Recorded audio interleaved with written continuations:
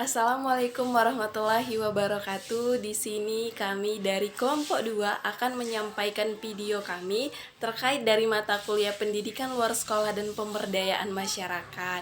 Video yang ingin kami sampaikan dari ringkasan bab kedua tentang militerisasi dunia, modernitas dan perang. Saya di sini bernama Fani Alfionita, NPM 2003090073, dan teman saya. Perkenalkan, nama saya Nurbaiti, NPM 230-978. Perkenalkan, nama saya Putri Amelayul, NPM 230-969. Pada video kali ini kita akan membahas tentang militerisasi dunia. Modernitas sering dipandang sebagai organisasi struktural baru di negara, ekonomi, masyarakat, bahkan budaya. Ini biasanya dianggap sebagai mode kesadaran yang melibatkan proses perubahan yang optimis, berorientasi masa depan, dan bahkan damai. Hal ini dikutip oleh Lawrence pada tahun 1999 dan Jaos Kamali pada tahun 2006. Menurut mereka, proses modernitas yang damai akan semakin kuat karena meningkatkan rasionalitas dalam masyarakat modern. Ilmu sosial seperti ekonomi liberal Adam Smith membantu memperkuat optimisme modern dengan mempertimbangkan pertumbuhan ekonomi sebagai hasil industrialisasi dan persaingan damai antara produsen. Perang tidak diperlukan ketika persaingan damai seperti itu akan meningkatkan kekayaan bangsa. Tiryakian pada tahun 1999 melibatkan ketiadaan minat terhadap terorientasi perang sebagai fenomena modern sebagai akibat wajar dari ketiadaan perang Eropa selama sekitar 1 abad. Setelah berakhirnya perang kemerdekaan Amerika dan perang Napoleon pada tahun 1815. Saya akan menjelaskan tentang modernitas. Seperti properti yang tidak terpisahkan, memiliki kekuatan kreatif, konstruksi, dan keinginan kuat untuk menghancurkan. Menggunakan frase Nietzsche, tindakan konstruksinya juga dapat merusak banyak kelompok dan negara di dunia. Belum lagi akibat bencana ekologisnya. Ini adalah konsekuensi dari ideologi modern berdasarkan alasan instrumental dan rasionalitas yang telah dibahas oleh sarjana klasik seperti Max Weber, dan dia berada di jantung sistem epistemologis dan motivasi pengembangan ilmiah dan industri, menurut Tomlinson 1999. Modernisasi sebagai proyek di mana negara bangsa memainkan peran sentral berjalan seiring dengan homogenisasi budaya. Yang penting, homogenisasi semacam itu biasanya dianggap sebagai hasil dari industrialisasi. Tetapi asumsi ini tidak sesuai dengan fakta sejarah modern. Bahkan homogenisasi budaya mau tidak mau merupakan konsekuensi dari tentara massa dan militerisasi. Menurut Konversi 2008, itu telah dibuat secara brutal dengan kekuatan senjata, penindasan, dan pembunuhan. Sudah selama modernitas awal Louis ke-14, negara menunjukkan wajah brutalnya dalam menciptakan homogenitas budaya di Prancis. Pada masa pemerintahannya, pembantaian Huguenot terjadi sebagai tindakan negara modern awal dalam membangun dirinya sebagai satu-satunya organisasi yang melegitimasi untuk menciptakan bangsa dan homogen. Dengan demikian, militerisasi disertai dengan meningkatnya tekanan homogenitas dan sentralisasi. Selanjutnya, kekerasan sebagai konsep sosiologis biasanya digunakan dan disajikan sebagai fenomena yang individual. Dalam banyak penelitian dalam ilmu sosial, hampir diterima begitu saja bahwa pertanyaan penelitian harus diletakkan sebagaimana rupa sehingga dapat dioperasikan dan dijawab pada individu atau paling banyak berbasis kelompok.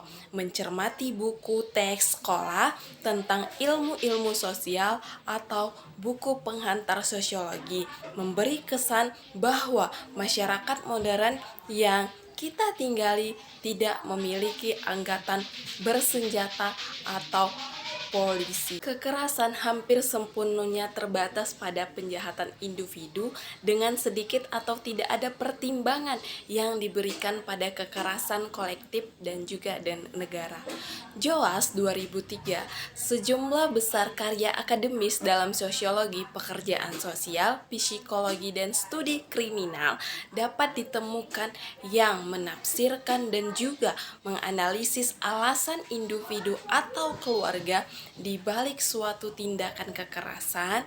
Kerangka teoritis dari studi semacam itu sebagaimana besar masih terikat dalam teori penyimpangan, di mana tindakan kekerasan dipandang bukan sebagai bagian yang normal dari modernitas dan dari masyarakat modern kita, melainkan sebagai pengecualian terhadap aturan tersebut. Selanjutnya, pengecualian perang sekarang digantikan oleh keadaan pengecualian permanen, di mana perang adalah norma politik yang tidak terkecuali menurut Lapri 1999. Masyarakat modern yang dianggap sebagai versi maju dari impian para filsuf pencerahan semakin terlibat dalam pencerahan perang dan melakukan kekerasan.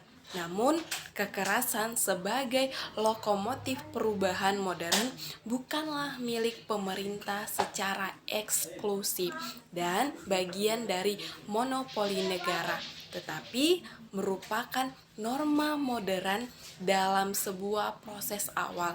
Bukan hanya negara atau pemerintah yang secara eksklusif yang menggunakan kekerasan untuk mengontrol warga negara, mempertahankan kekuasaan dan mengubah masyarakat, tetapi juga kelompok masyarakat sipil dan lain-lain. Selanjutnya ada perang lama atau baru, di mana definisi konvensional tentang perang sangat didasarkan pada seperti yang dikatakan oleh Calveni Hosti 1996, komunitas ilmiah barat yang mengesampingkan praktek masyarakat non-barat, dan Hosti pada 1996 mengacu pada perang baru, perang jenis ketiga, yaitu perang di dalam negara dan antar komunitas. Frank 2007 melegitimasi penggunaan taktik perang yang berbeda oleh masyarakat Amerika Serikat dalam perang baru mereka di Timur Tengah dan di tempat lain dengan menyebut perang baru itu perang hibrida. Maksudnya, perang hibrida bukanlah hal yang baru, tetapi berbeda dari perang tradisional dan konvensional dan harus diperhatikan oleh pemerintah Amerika Serikat untuk mencapai tujuan militer dan politiknya. Lalu, bentuk-bentuk perang baru telah dikonseptualisasikan lebih jauh dan didiskusikan dalam istilah-istilah baru pula. Mark 2001 menyebut perang pasca Perang Dingin sebagai perang yang baru. Sedangkan menurut Gray 1997 menyebut perang postmodern, perang industri modern sebagai salah satu konsekuensi dari modernitas telah mendominasi dunia modern kita selama berabad-abad lamanya dan juga mengakibatkan bencana yang luar biasa serta korban jiwa yang banyak pula. Industri senjata telah menjadi salah satu industri yang paling menguntungkan di zaman modern, yang mengikuti logika utama semua industri modern yang ada, serta meningkatkan bangsa ekonomi dan memiliki keuntungannya. Perdagangan dunia senjata perang dan permusuhan massal telah meningkatkan selama periode yang modern. Banyak laporan tentang perang dan konflik menunjukkan hubungan antara perang, konflik, serta kekerasan dan juga tingkat kemiskinan, biasanya disebut tingkat perkembangan manusia, di mana salah satu masalah yang merugikan banyak orang yaitu di daerah non-barat dengan tingkat pendapatan dan juga harapan hidup yang relatif lebih tinggi adalah pembunuhan. Itulah hasil ringkasan kami dari bab kedua. Semoga apa yang kami sampaikan dapat diterima dan bermanfaat bagi kita semua. Wassalamualaikum warahmatullahi wabarakatuh. Sekian, bye-bye.